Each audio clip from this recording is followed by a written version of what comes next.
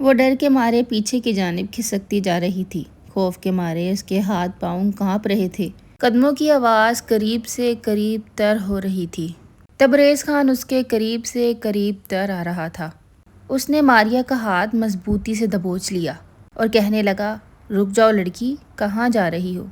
اگر تم بھاگتی تو یہ گولی سیدھی تمہارے سر پہ اترتی۔ تبریز خان کی آواز میں بہت غرور تھا، جیسے وہ اسے اپنی ملکیت سمجھ رہا ہو۔ ماریا نے اپنے آپ کو چھڑوانے کی کوشش کی مگر ناکام رہی۔ تبریز خان کے ہاتھ اتنے مضبوط تھے جیسے کوئی لوہے کی زنجیریں۔ چھوڑو مجھے، تم کون ہوتے ہو مجھ پہ حکم چلانے والے؟ میں تمہارے گاؤں میں ضرور ہوں لیکن تمہاری غلام نہیں ہوں۔ ماریا چلا رہی تھی مگر تبریز خان تو اس پہ ہنس رہا تھا۔ ماریا کی آواز میں غصہ اور خوف ملا ہوا تھا۔ سانسیں پھول رہی تھیں۔ اس کا دل تیزی سے دھڑک رہا تھا، جیسے کسی بھی لمحے سینے سے پھٹ کر باہر نکل آئے گا۔ ایک کہکا لگا کر تبریز خان بولا، میں تبریز خان ہوں، خانوں کا خان۔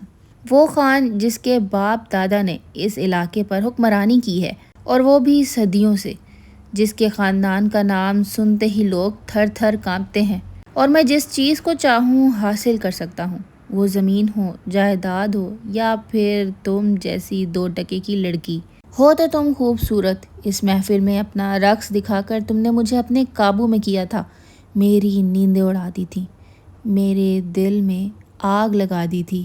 اب میں تمہیں اپنے قابو میں کروں گا، تمہارے جسم کو، تمہاری روح کو، اور تمہیں اپنا بنا لوں گا۔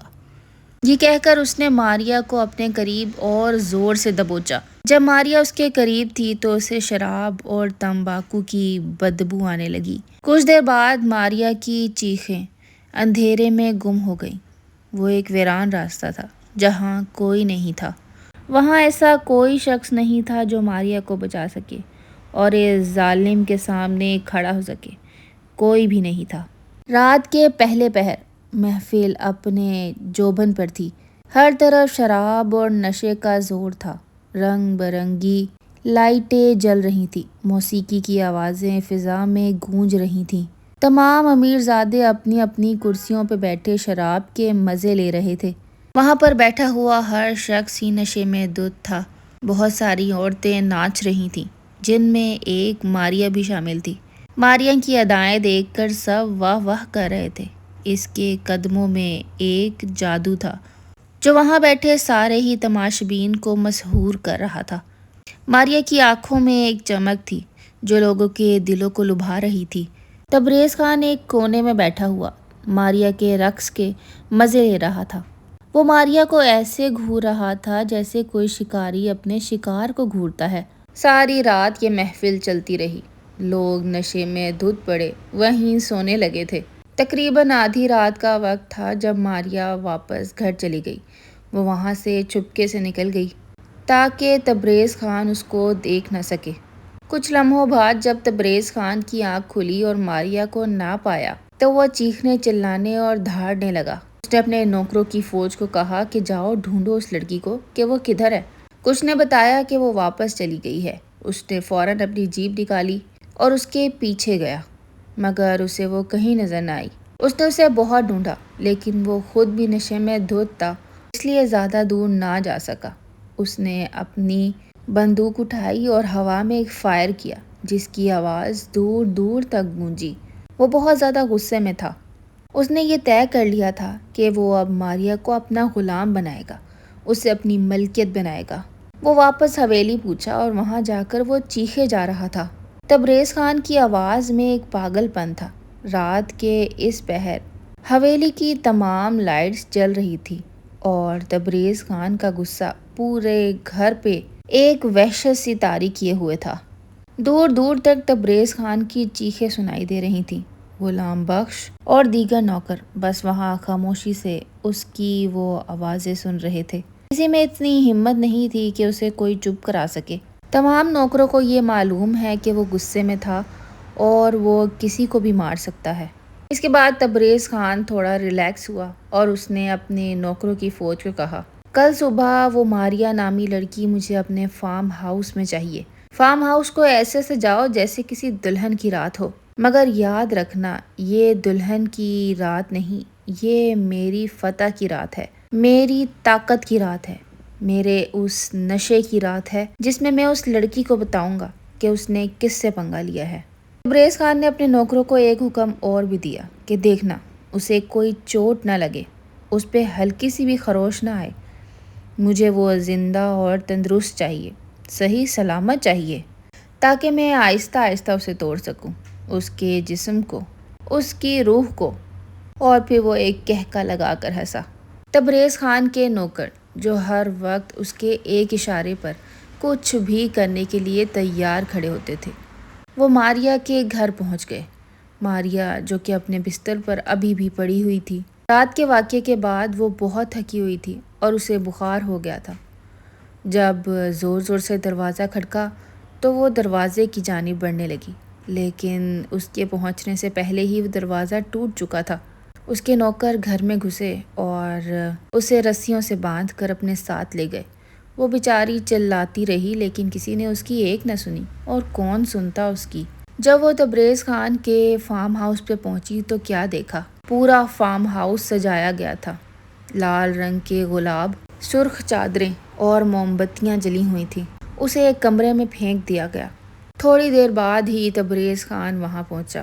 اس کی گاڑی کی آواز جب ماریا کے کانوں میں پڑی تو وہ زور زور سے رونے لگی۔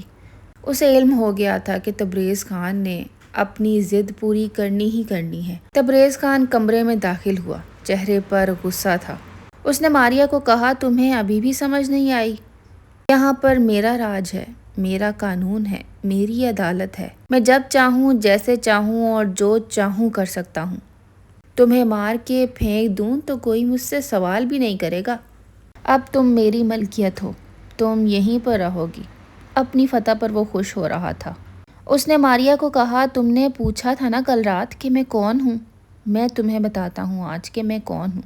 میں مالک خان کا بیٹا ہوں، میں پورے ضلع کا سردار ہوں، جس کی ایک آواز پر ہزاروں لوگ جمع ہو جاتے ہیں۔ تبریز خان ماریا کو یہ کہہ کر گیا کہ رات کو نکاح خواہ آئے گا تو تم تیار ہو جانا، آج رات ہی ہمارا نکاح ہوگا، اور میں کوئی بدمزگی نہیں چاہتا۔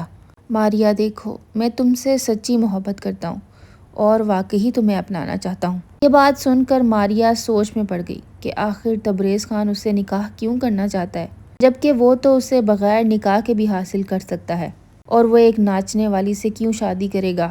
اس کے دماغ میں ہزاروں سوال تھے، مگر اسے تبریز خان ایک آنکھ نہیں بھاتا تھا۔ شام کو مولوی صاحب آئے۔ ماریا نے ہر ممکن کوشش کی کہ وہ وہاں سے بھاگ جائے، مگر وہ اس سب میں ناکام رہی۔ تبریز خان نے 2 نوکرانیاں اندر بھیجیں کہ ماریا کو تیار کر کے باہر لے کر آیا جائے، مگر ماریا نے نکاح کرنے سے صاف انکار کر دیا۔ تھوڑی دیر بعد تبریز خان چلاتا ہوا پھر آیا۔ ماریا دیکھو، میں تم سے زبردستی نہیں کرنا چاہتا، پلیز مجھے کوئی ہنگامہ نہیں چاہیے، جلدی سے باہر آؤ اور نکاح کے لیے آ کر کاغذات پہ دستخط کر دو۔ اگر تم نے شرافت سے نہیں کیا تو میں زبردستی بھی کر سکتا ہوں۔ آخر کار تبریز خان نے زبردستی نکاح کر لیا۔ ماریا کو کمرے میں لے کر آیا گیا جہاں پر پھولوں کی سیج سجی ہوئی تھی۔ وہ لال رنگ کے لباس میں کسی چاند کے ٹکڑے سے کم نہیں لگ رہی تھی۔ تقریباً 1 گھنٹے بعد تبریز خان بھی کمرے میں آیا۔ اس نے کہا، ماریا تم بہت خوبصورت ہو، میں نے جب پہلی نظر میں تمہیں دیکھا تھا مجھے تو تب سے ہی تم سے پیار تھا۔ اگر تم اتنا ہنگامہ نہ کرتی اور پہلے ہی مان جاتی تو مجھے یہ زبردستی کرنے کی ضرورت نہ پڑتی۔ تبریز خان کے لہجے میں اب نرمی تھی۔ تبریز خان کا بدلا ہوا لہجہ دیکھ کر ماریا آہستہ آہستہ ریلیکس ہو رہی تھی۔ تبریز خان ماریا کے قریب آیا اور اس کے گال پر بوسہ دیا، پھر اس کے ہونٹوں کو اپنی نرم گرفت میں لے کر وہ اس کے ساتھ پیار بھری باتیں کرنے لگا۔ اس کے لہجے میں قدرے نرمی تھی۔ ماریا نے یہ سب کچھ محسوس کیا، مگر اس کی آنکھیں بند تھیں۔ ساری رات تبریز خان اسے اپنے سینے سے لگائے بیٹھا رہا۔ تبریز خان اپنی ہر حرکت میں ماریا کی آنکھوں میں دیکھ کر اس کی رضامندی جانچ رہا تھا۔ اس رات کے بعد دونوں کی ہی زندگی بدل گئی۔ تبریز نے یہ سمجھ لیا تھا کہ محبت زبردستی نہیں کی جا سکتی، اور ماریا نے بھی یہ محسوس کیا تھا کہ تبریز اس سے سچی محبت کرتا ہے۔ دن گزرتے گئے، اب دونوں کے درمیان ہی بات چیت بڑھنے لگی تھی، ہنسی مذاق ہوتا تھا۔ راتیں اب پہلے سے زیادہ پیار اور قربت بھری ہوتی تھیں۔ تبریز ہمیشہ ہی ماریا کی مرضی کا خیال رکھتا۔ ایک دن ماریا نے تبریز کو گلے لگایا اور کہا، تبریز، میں تم سے بہت محبت کرتی ہوں۔ یہ سن کر تبریز کی آنکھوں میں آنسو آ گئے اور اس نے ماریا کو مضبوطی سے گلے لگایا اور کہا، میں بھی تم سے بہت محبت کرتا ہوں ماریا۔ اس طرح دونوں کی ہی زندگی میں سکون اور محبت کا سورج چڑھ گیا تھا۔